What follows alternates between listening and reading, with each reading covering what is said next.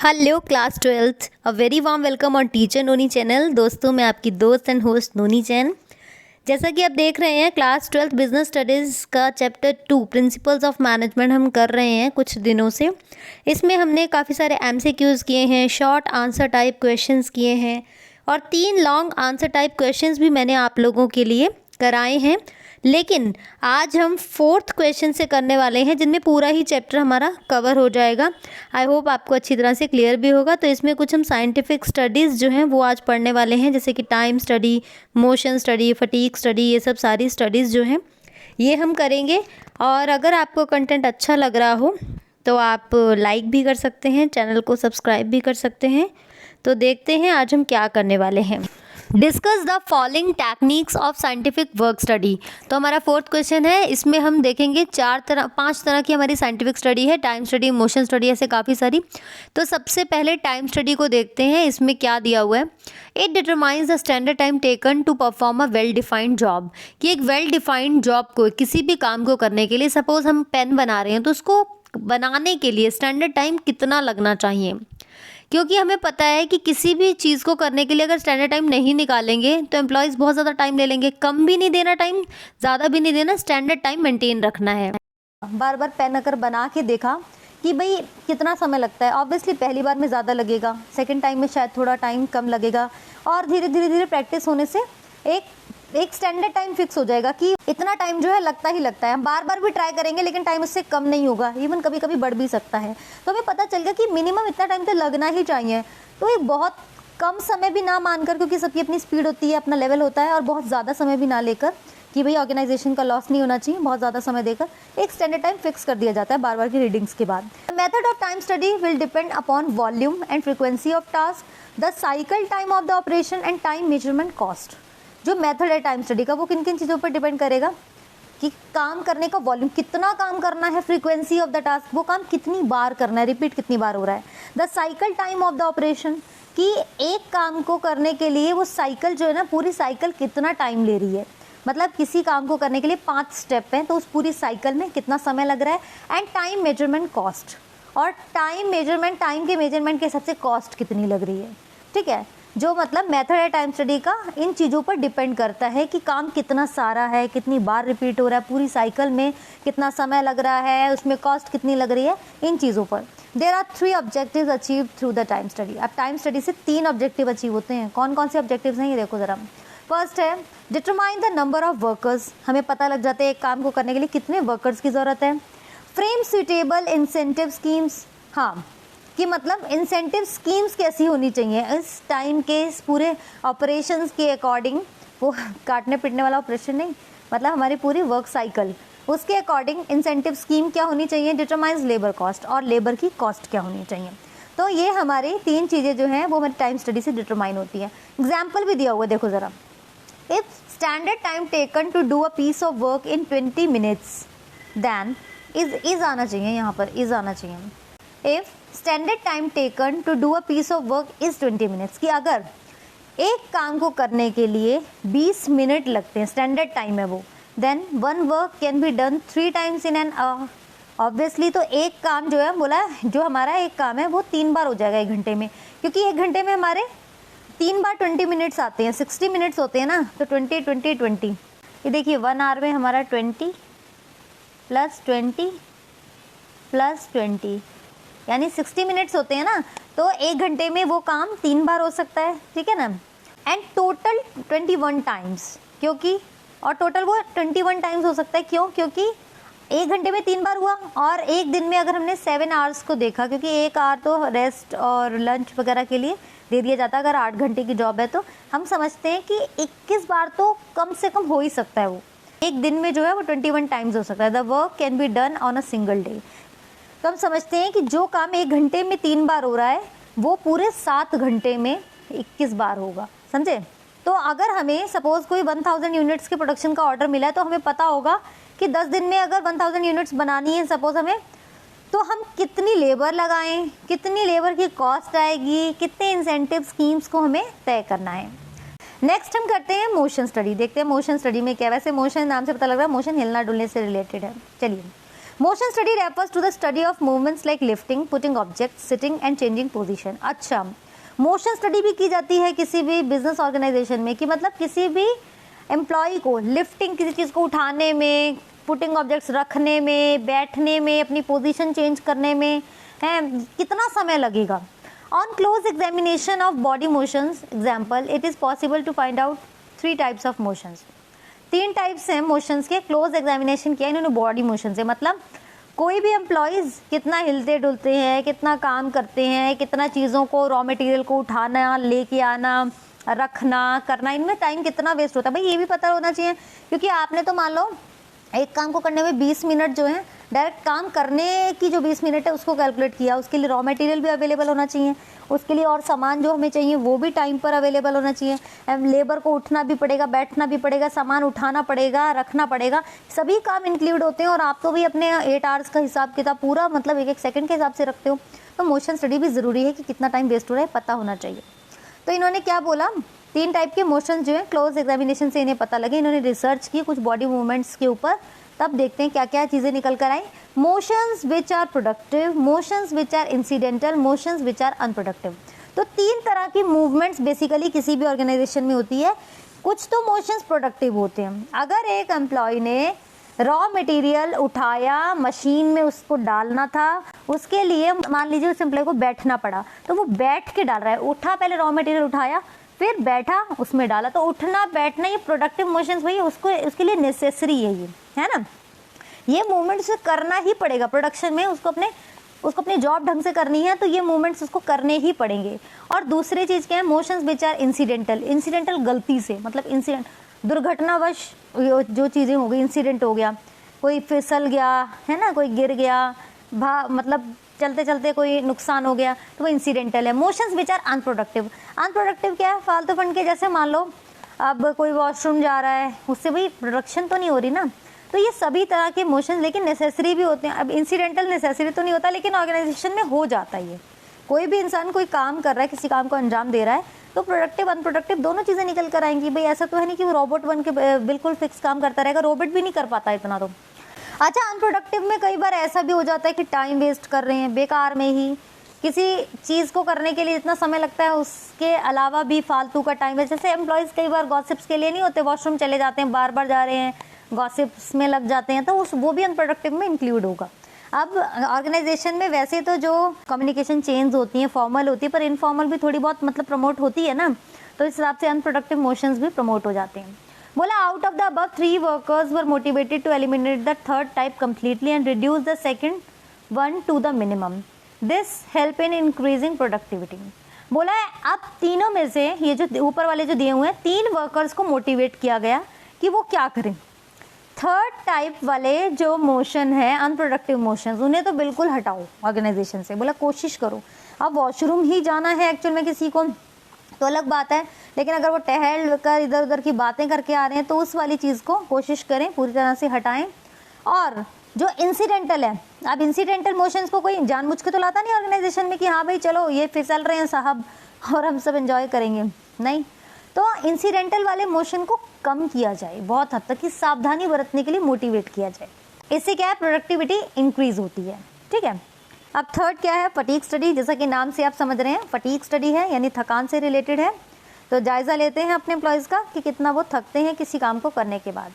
Fatigue study seeks to determine the amount and frequency of rest intervals in completing a task, कि एक task को complete करने के बाद कितने रेस्ट इंटरवल्स होने चाहिए, कितनी कितनी देर में वर्कर्स को थोड़ा थोड़ा रेस्ट देना चाहिए, कितने कितने घंटे की, कितने कितने मिनट की टाइमिंग के बाद उन्हें हल्का हल्का रेस्ट मिलना चाहिए। ये फटीग स्टडी इस चीज़ को डिटरमाइन करती है, मतलब उसी से पता चलता है। A worker is bound to feel tired physically and mentally if he does not take rest while working. एक पर्सन जो है, एक इंसान कोई मशीन नहीं है, ये बात बहुत समय से प्रसिद्ध है। तो बोला है एक इंसान वो फिजिकली टायर्ड भी फील होगा, मेंटली भी टायर्ड फील होगा, ठीक है ना। अगर वो काम के दौरान बिल्कुल रेस्ट नहीं लेता तो टायर्डनेस तो उसे फील होगी ना, इंसान है आखिर वो। फिर the next intervals will help one, ये नेक्स्ट इंटरवल्स नहीं आएगा, द रेस्ट इंटरवल्स आएगा। यहाँ पर गलती की हुई है, ये नेक्स्ट की जगह यहाँ पर रेस्ट आएगा। The rest intervals will help, और HELP होना चाहिए, स्पेलिंग गलत लिखी है इन्होंने। तो बोला है the rest intervals will help one two regain stamina and work again with same efficiency. मतलब रेस्ट इंटरवल से क्या पता चलेगा कि किसी का भी स्टेमिना जो है वो रीगेन हो रहा है। मतलब रेस्ट इंटरवल्स अगर नहीं होंगे तो इंसान थका थका, उसका मन कहाँ लगेगा काम में, जब वो मेंटली भी प्रिपेयर नहीं है, फिजिकली भी प्रिपेयर नहीं है। तो एक बार तो काम कर लिया, पर उसी काम को रिपीटेटिव तौर पर कब तक करता रहेगा, उसको जब तक रेस्ट ही नहीं मिलेगा। तो बोला रेस्ट इंटरवल्स उसको अपना स्टेमिना को गेन करने में, दोबारा काम करने में उसी एफिशिएंसी के साथ हेल्प करते हैं। Example, in an organisation working hours are 9 to 5। ये देखिए working hours are 9 to 5, 9 to 5 working hours हैं किसी ऑर्गेनाइजेशन में। तो क्या होगा, कितने घंटे के होगा वैसे, 9, 10, 9 से 5 है ना, तो 9 के बाद 10, 11, 12 और 5 यानी 8 घंटे वाली जॉब हो गई। और there is a lunch break of an hour for the workers to take rest. Similarly in a school there is a break for students and teachers after 4 periods of continuous learning. जी हाँ, बोला है कि जैसे कि organisation में 9 से 5 का अगर काम है तो लंच ब्रेक होता है 1 घंटे का, है ना, रेस्ट भी कर सकते हैं उसमें वर्कर्स। और इसी तरह से स्कूल में क्या होता है कि 4 पीरियड लगातार बच्चे पढ़ते हैं, टीचर्स भी पढ़ाते हैं 4 घंटे। उसके बाद क्या होता है, उनका कॉन्टीन्यूस 4 घंटे पढ़ने के बाद थोड़ा सा रेस्ट होता है। आपको पता है ना, आप लोग लंच करते होगे स्कूल में, टीचर्स भी लंच करते हैं, थोड़ा गॉसिप्स होती है, थोड़ा दिमाग रिलैक्स होता है, यहाँ वहाँ की चर्चा होती है। तो ये ज़रूरी है कि ऑर्गेनाइजेशन में भी कितनी देर के बाद रेस्ट मिलना चाहिए, और स्कूल में हर जगह मतलब थोड़े टाइम के बाद रेस्ट मिलेगा। तो इससे ये वो फटीग स्टडी है कि कितना काम करने के बाद हमारे एम्प्लॉयज़ को रेस्ट देना है। Next one, method study. देखो मेथड स्टडी का देखते हैं। The objective of method study is to find out one best way of doing the job. ये मैंने शायद पहले भी कराया हुआ है कि हमारा ऑब्जेक्टिव क्या है मेथड स्टडी को पढ़ने का, कि एक बेस्ट मेथड ढूंढा जाए किसी काम को करने का। किसी भी काम को करने के बहुत सारे तरीके होते हैं, लेकिन जो बेस्ट मेथड जिससे टाइम भी कम लगे, एफर्ट्स भी कम लगे, स्मार्ट वर्क हो, वो मेथड हमें ढूंढना होता है। Different managers would use their on different methods of getting the work done. अलग अलग मैनेजर्स क्या करते हैं, अलग अलग तरीके ढूंढते हैं काम को करने के। मतलब उनका एक ऑब्जेक्टिव होता है कि हमें काम को बढ़िया तरीके से भी करना है, कम कॉस्ट में भी करना है, हमारे लेबर के बहुत सारे एफर्ट्स भी बच सके, ऐसे करना है। तो वो अलग अलग मैनेजर्स एक्सपेरिमेंट करते रहते हैं कि कौन सा बेस्ट मेथड है, हम देखते रहें काम को करवाने का। But there is always one best method, पर हमेशा एक बेस्ट मेथड होता है। ये टेलर कहते हैं कि किसी भी काम को करने का सिर्फ एक बेस्ट मेथड होता है, जो हमारा हर चीज़ को, मतलब हमारी एफिशिएंसी को बढ़ाए रखेगा, हमारे एम्प्लॉयज़ को, उनके एफर्ट्स को भी बचाए रखेगा, कॉस्ट को भी कम करेगा, और बहुत ही ज़्यादा प्रोडक्टिविटी हमें देगा। वो मेथड बेस्ट होता है। Right from procurement of raw material till the final product is delivered to the customer, every activity is the part of method study. जी हाँ, कि अगर जो रॉ मटेरियल को प्रोक्योर करते हैं, रॉ मटेरियल को अपने पास लाने से लेकर जब तक कि गुड्स बनकर कस्टमर्स तक डिलीवर नहीं हो जाते, सारी चीज़ें मेथड स्टडी का पार्ट होती हैं, यानी पूरी activities. The objective of whole exercise is to minimise the cost of production and maximise the satisfaction of the customer. और इसका ऑब्जेक्टिव क्या होता है कि हमारी कॉस्ट कम आ सके प्रोडक्शन में, और हमारे जो कस्टमर्स हैं उनकी सेटिस्फेक्शन हमेशा ज़्यादा से ज़्यादा हो सके, है ना।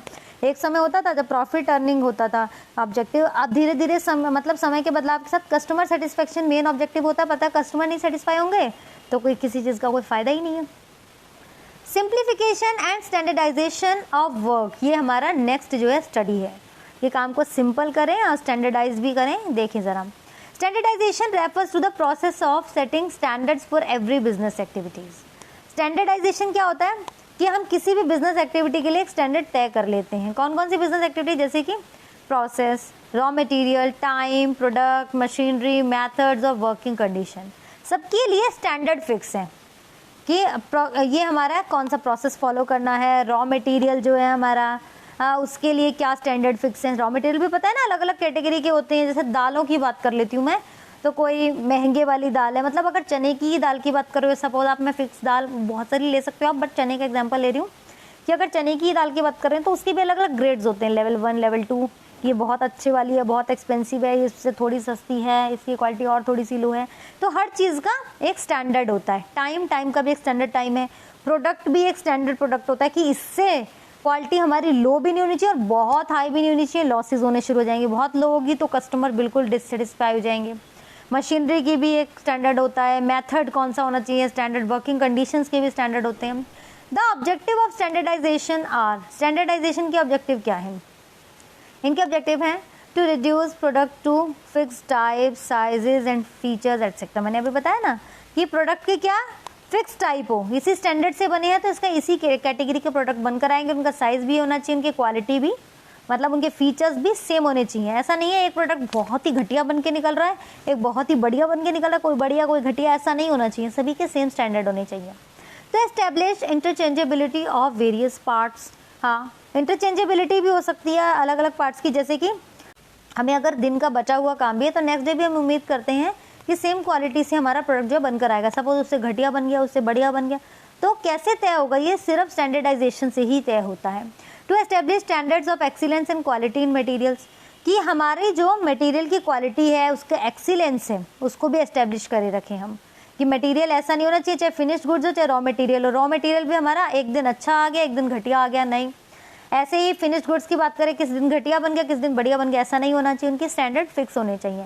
To establish standards of performance of man and machines, हम क्या कर सकें कि स्टैंडर्ड बना सकें performance of man and machines, कि लोगों के काम करने का भी और मशीनों के काम करने के भी कुछ स्टैंडर्ड बन सके।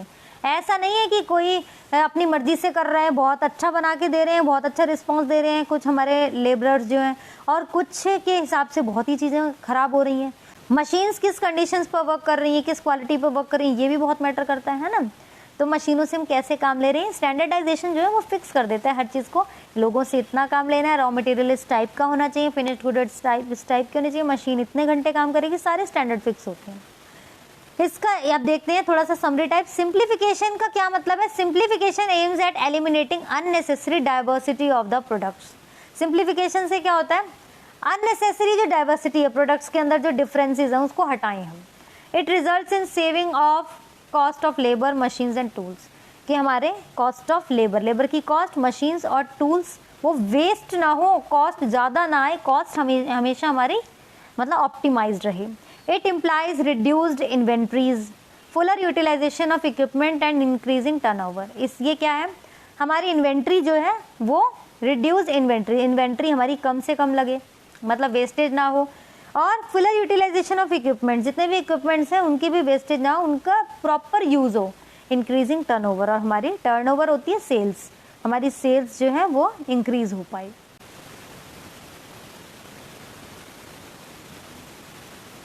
समझे? अब नेक्स्ट क्वेश्चन की तरफ चलेंगे। Question number 5, discuss the differences between the contributions of Taylor and Fayol.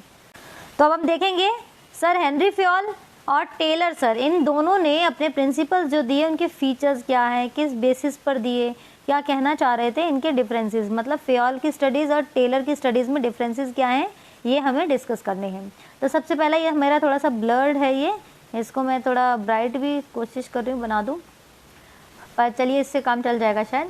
पहला है बेसिस में हमारा पर्सपेक्टिव। हेनरी फ्योल ने अपने प्रिंसिपल्स टॉप लेवल मैनेजमेंट के लिए बनाए हैं ज़्यादातर, और एफ.डब्ल्यू. टेलर जो थे उनके प्रिंसिपल्स लोअर लेवल मैनेजमेंट के लिए हैं ज़्यादातर। समझे? ऐसा ही यूनिटी ऑफ कमांड की बात कौन करता है? यूनिटी ऑफ कमांड मतलब कमांड जो है एक ही बॉस से मिलनी चाहिए, आपके बहुत सारे बॉसेस नहीं होने चाहिए कि किसी ने कुछ ऑर्डर दे दिया, किसी ने कुछ दे दिया और एम्प्लॉय को कंफ्यूज कर दिया। तो कौन इस बात को मानता है कि भाई जो भी मैनेजमेंट में अगर मान लीजिए एक सबऑर्डिनेट है तो ये नहीं उसको बहुत सारे लोग आकर ऑर्डर दे दें। तो यूनिटी ऑफ कमांड को कौन फॉलो करता है? हेनरी फ्योल करते हैं फॉलो, है ना। और एफ.डब्ल्यू. टेलर जो है वो नहीं फॉलो करते, क्योंकि उन्होंने फंक्शनल फॉर्मैनशिप दिया है, जो मैंने लास्ट क्लास में कराया था कि प्लानिंग और एग्जीक्यूशन वर्क को अलग अलग रखना चाहिए, उन्होंने ऐसे बताया था ना। लेकिन यूनिटी ऑफ कमांड को फ्योल जो है, हेनरी फ्योल, वो मानते हैं। एप्लीकेबिलिटी की बात करें तो हेनरी फ्योल के जो प्रिंसिपल्स हैं वो यूनिवर्सल एप्लीकेबल हैं, यानी पूरे यूनिवर्स में अगर कहीं भी मैनेजमेंट से कंसर्न बात होती है तो उनके प्रिंसिपल्स को बिल्कुल रिस्पेक्ट दी जाती है, फॉलो किया जाता है। और एफ.डब्ल्यू. टेलर के जो प्रिंसिपल्स है वो बोला application as per the specialised situation, तो वो अलग अलग सिचुएशंस के अकॉर्डिंग इनके प्रिंसिपल्स जो है वो अप्लाई होते हैं। लेकिन ऐसा ज़रूरी नहीं है कि हर जगह फ्योल के जो टेलर के प्रिंसिपल एप्लीकेबल हो, पर फ्योल के होते हैं। Basis of formation, basis of formation क्या, हेनरी फ्योल ने किस बेस पर अपने प्रिंसिपल बनाए? उनके पर्सनल एक्सपीरियंसेस के बेसिस पर थे, है ना। और एफ.डब्ल्यू. टेलर जो है वो एक्सपर्ट थे, तो उन्होंने एक्सपेरिमेंटेशन के बेसिस पे करे, वो है ना, वो एक्सपेरिमेंट्स करते थे। फ्योल ने खुद वर्क करके देखा, एज अ मैकेनिकल इंजीनियर उन्होंने खुद देखा कि भाई कैसे मैनेजमेंट में कौन कौन से प्रिंसिपल्स रिक्वायर्ड होते हैं। फोकस फ्योल का कहाँ है और टेलर का कहाँ है? फोकस देखिए ज़रा, to improve overall working. Henri Fayol का फोकस था कि वर्किंग कंडीशन ओवरऑल जो है वो डेवलप हो सके, बेटर हो सके। लेकिन टेलर का क्या फोकस था? कि प्रोडक्टिविटी बढ़ सके।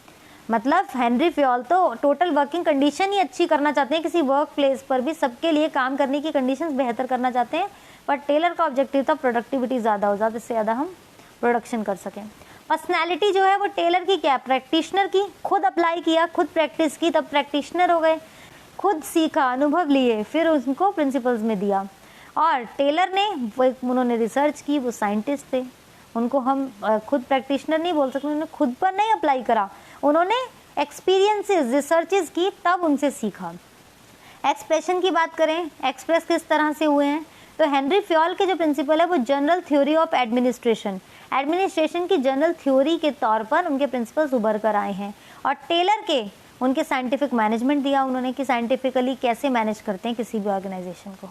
समझ में आया? तो ये बहुत ही आसान चीज़ें, जब हमने प्रिंसिपल्स इनके पढ़े थे उनके बेसिस पर ही हम इन चीज़ों को समझ सकते थे। एक बार आप रिपीट करेंगे गारंटेडली आपके ब्रेन में भी फीड हो जाएगा। लास्ट बट नॉट लीस्ट आज का एक क्वेश्चन और है, उसका है discuss the relevance of Taylor and Fayol's contribution in the contemporary business environment. जो कंटेम्परेरी हमारा बिजनेस एनवायरनमेंट है, जो पहले टाइम वाले यानी पुराने टाइम से जैसा चल रहा है, उस वाले एनवायरनमेंट में टेलर और फ्योल का कॉन्ट्रीब्यूशन बनाना है, हमें बताना है क्या है। Relevance of Taylor and Fayol's contribution in the contemporary business environment, कि पुराने टाइम में जो बिजनेस का एनवायरनमेंट होता था, पुराने टाइम का इसलिए बोला क्योंकि अब तो ई बिजनेस वाला अलग एनवायरनमेंट हो गया है। तो इलेक्ट्रॉनिक बिजनेस से पहले के टाइम यानी जो हम फिजिकल बिजनेस करते थे उस वाले बिजनेस कंडीशंस की बात की है। Both Fayol and Taylor have given principles of management to improve efficiency in an organisation, कि हेनरी फ्योल ने भी अपने प्रिंसिपल दिए, टेलर ने भी अपने प्रिंसिपल्स दिए हैं ताकि एफिशिएंसी किसी भी ऑर्गेनाइजेशन में बढ़ सके। ठीक है ना, दोनों ने अपने प्रिंसिपल दिए। Taylor gave us scientific principles of management, हमने अभी पढ़ा था कि साइंटिफिक एप्लीकेबिलिटी है इनकी। सर टेलर ने क्या दिया? साइंटिफिक प्रिंसिपल्स दिए मैनेजमेंट के, which are being adopted by all organisations to improve its productivity. और उनका ऑब्जेक्टिव क्या था? प्रोडक्टिविटी को बढ़ाना, और प्रोडक्टिविटी को बढ़ाने के लिए उन्होंने प्रिंसिपल्स दिए थे। तो हर ऑर्गेनाइजेशन अपनी प्रोडक्टिविटी को इम्प्रूव करने के लिए at the shop floor level, shop floor मतलब बेसिक जो वर्कर से स्टार्ट होता है उस लेवल से, और हमने ये भी पढ़ा था कि टेलर ने अपने प्रिंसिपल बेसिक लेवल से दिए हैं। तो उनके प्रिंसिपल जो है हर ऑर्गेनाइजेशन अपनी प्रोडक्टिविटी को इंक्रीज करने के लिए बेसिक लेवल से अप्लाई कर देती है। The principle help in giving effective results, और प्रिंसिपल जो क्या करते हैं हमारे इफेक्टिव रिजल्ट्स लाने में हमारी हेल्प करते हैं कि हम अच्छा प्रोडक्शन कर सकें, ज़्यादा से ज़्यादा प्रोडक्शन कर सकें, अपने प्रोडक्शन क्वालिटी को इम्प्रूव कर सकें। ठीक है, बेसिक से। और in the same manner Henry Fayol gave in general principles of management which when implemented at any of the levels top, middle or lower and helps in achieving better coordination, removing ambiguity and encourage the employees to improve their work performance। Henry Fayol ने क्या करा? General principles दिए हैं management के, जिनसे क्या होता है, जिनको अगर हम मतलब किसी भी लेवल पे अगर इम्प्लीमेंट करते हैं, टॉप लेवल पर, मिडल लेवल पर और लोअर लेवल पे, मतलब टॉप मिडल लोअर में से किसी पर भी, तो इससे हमें बेटर कोऑर्डिनेशन मिलेगा। ओवरऑल तालमेल जो है एम्प्लॉयज़ का वो अच्छा होगा, एक दूसरे के प्रति नफरत, जलन, ये सब चीज़ें ख़त्म होगी, और क्या एम्प्लॉयज़ की परफॉर्मेंस को ये इम्प्रूव करेगा, उन्हें इनक्रेज करेगा अच्छा काम करने के लिए, अच्छी परफॉर्मेंस देने के लिए। तो समझे आप दोनों एक्सपर्ट्स का क्या जो फोकस था, क्या माइंडसेट था, किस लिए दिए प्रिंसिपल्स, किस तरह से इम्प्लीमेंट होते हैं। आई होप आज की क्लास में मज़ा आया होगा आप सभी को, और मुझे तो पढ़ाने में आ ही रहा है आप लोगों को मज़ा। कुछ डाउट्स हो तो भी आप कमेंट सेक्शन में मेंशन कर सकते हैं। अगर आप चाहते हैं कुछ केस स्टडी वाले क्वेश्चंस भी और आपके भी कुछ प्रॉब्लम्स हो तो noni.gen01@gmail.com पर आप ईमेल कर सकते हैं मुझे, और मैंने एक कॉन्टैक्ट नंबर भी दिया, उसके थ्रू आप व्हाट्सएप पर भी अपनी क्वेरीज जो हैं वो भेज सकते हैं। मेरी कोशिश रहेगी आप लोगों के लिए उनके आंसर्स उनको जल्दी से मतलब सॉल्व करके एक्सप्लेन करके लेकर आऊँ और आपके डाउट्स क्लियर करती रहूँ। फिर मिलती हूँ किसी और वीडियो में, हो सकता है MCQs के साथ। तब तक के लिए अपना ध्यान रखिए, स्वस्थ रहिए, मस्त रहिए, एग्ज़ाम बहुत पास में है। Bye bye, take care.